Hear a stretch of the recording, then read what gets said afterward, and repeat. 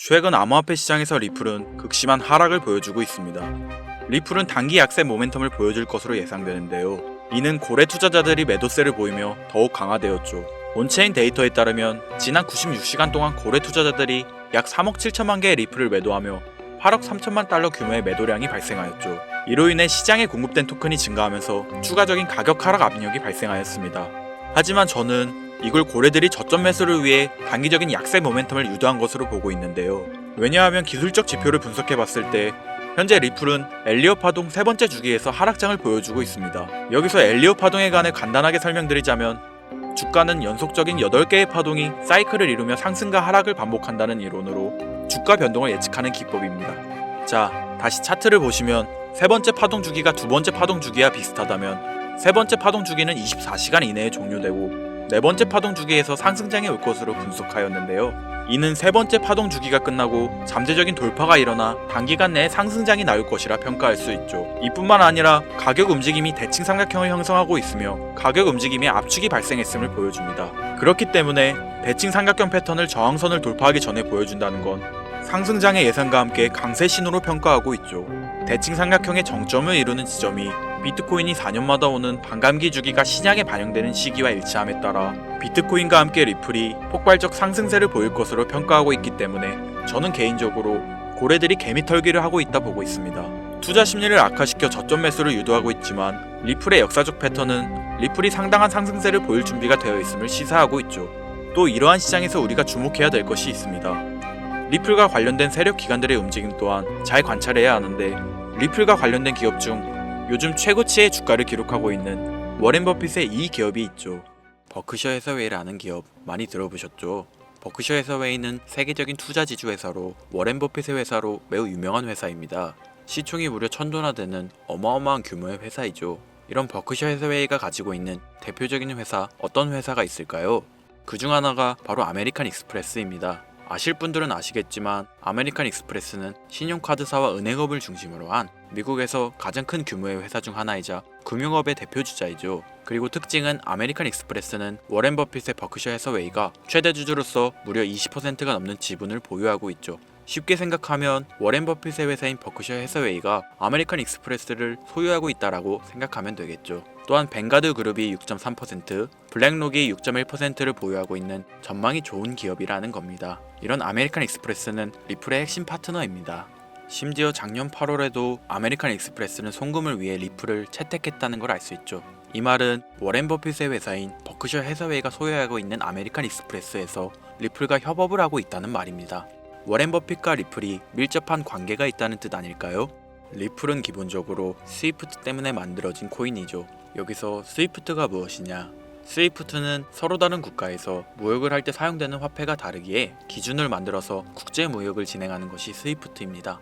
하지만 여기서 발생하는 수수료가 무려 20%나 되죠. 즉 너무 비싼 금액이죠. 그래서 이런 문제를 해결하고자 만들어진 것이 바로 리플 코인이라는 겁니다. 또한 리플은 ODL 시스템을 가지고 있어 단 몇 초 만에 전 세계 어디든 바로 송금을 할 수 있는 기술력 또한 보유하고 있죠.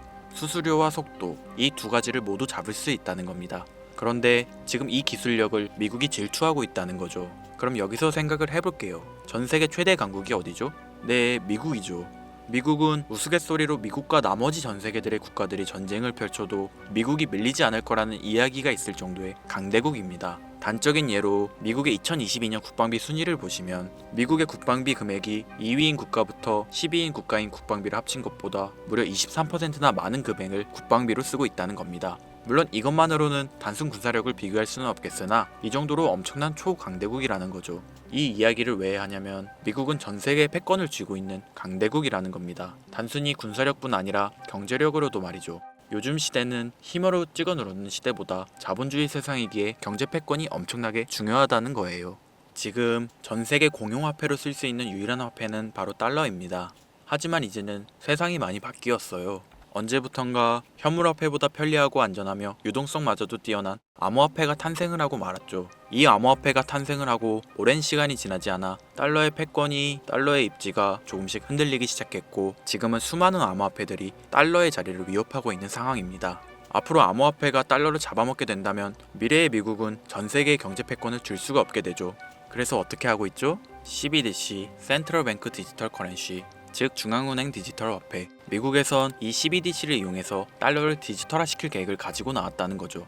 하지만 CBDC를 발행하기엔 오랜 시간이 필요하기에 그 시간 동안 달러의 패권이 흔들릴 것이고, 그리 된다면 달러의 입지가 위험해지고 경제 패권을 더 이상 쥘 수 없게 될지도 모른다는 거죠. 그래서 미국의 바이든 정부는 암호화폐를 규제하기 시작했습니다. 수년간 암호화폐를 규제하고 압박을 했죠. 하지만 이제는 그게 더 이상 불가능해졌다는 거예요. 세상이 달라졌다는 거죠. 그리고 그걸 알고 있고 세상의 흐름을 읽고 있는 트럼프는 비트코인 컨퍼런스에서 암호화폐 대통령이 되겠다라며 자신있게 외쳤던 것이죠. 그리고 그가 당선된 이후 정말로 친암호화폐 정책을 펼쳐나가기 시작했죠. 이미 뛰어난 사업가였던 그가 이 흐름을 놓칠 이유가 전혀 없다는 겁니다. 자, 그렇다면 앞으로 리플의 행보 어떻게 될 것 같으신가요? 정확히 잘 모르시겠죠? 그래서 제가 그에 대한 답변으로 엄청난 자료를 찾아왔습니다. 이 정보는 제가 우연히 발견한 정보인데요. CBDC를 위해 기반으로 삼을 가교통화 코인의 적합성 및 미 연방지구별 논의사항을 보여주는 자료입니다.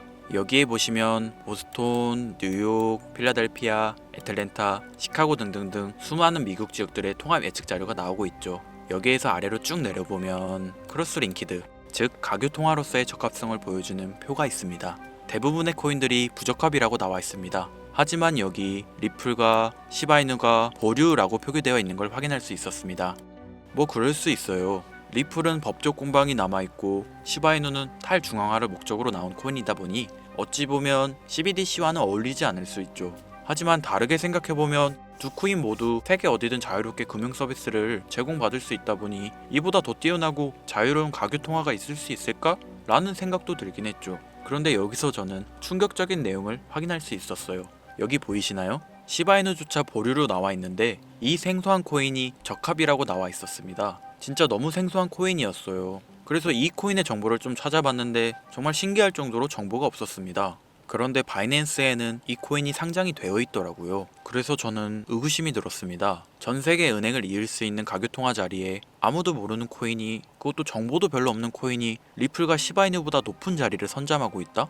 그리고 신기할 정도로 정보가 완벽하게 통제가 되어 있다?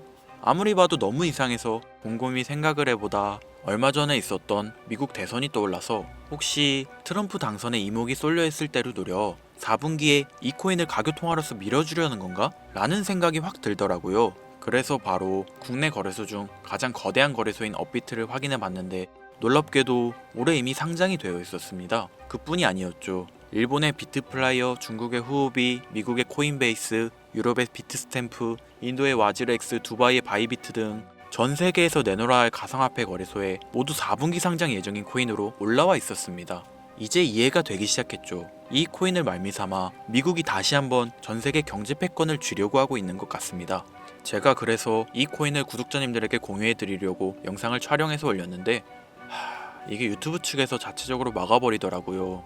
아무래도 미국 대선과 관련이 있는 코인이다 보니 유튜브 측에서 자체 필터링이 되는 것 같아요. 벌써 2번이나 경고 먹었어요. 한 번만 더 경고 먹으면 더 이상 구독자님들께 좋은 영상을 제공해 드릴 수가 없어서 어쩔 수 없이 상단부에 있는 제 개인 번호 010-8056-5800, 010-8056-5800 이 번호로 코인이라고 적어서 문자 보내주시는 분들에게 해당 코인 정보를 제공해 드리려고 합니다. 구독자님이신 걸 확인하는 즉시 해당 코인에 대한 정보 바로 제공해 드리도록 하겠습니다. 요즘 저를 사칭해서 정보를 팔아먹으려고 하는 악질업자들이 너무나도 많이 늘어나고 있습니다. 제보가 진짜 빗발치고 있어요. 다시 한번 말씀드리지만 저는 절대로 금전을 요구하거나 멤버십 가입 유도 및 개인정보 등을 요청하지 않습니다. 그런 사칭범들이 워낙 많아 문자 보내주시는 분들 한 분 한 분 제 구독자님이신지 확인 후 공유해드리다 보니 약간의 시간이 소요가 된다는 점 다시 한번 양해 부탁드립니다. 저는 많은 거 안 바래요. 오로지 제 채널을 키우기 위해서 제 영상을 보시고 제 채널 구독, 좋아요, 알림 설정 그리고 댓글 정도 남겨주시면 저는 그걸로 만족합니다.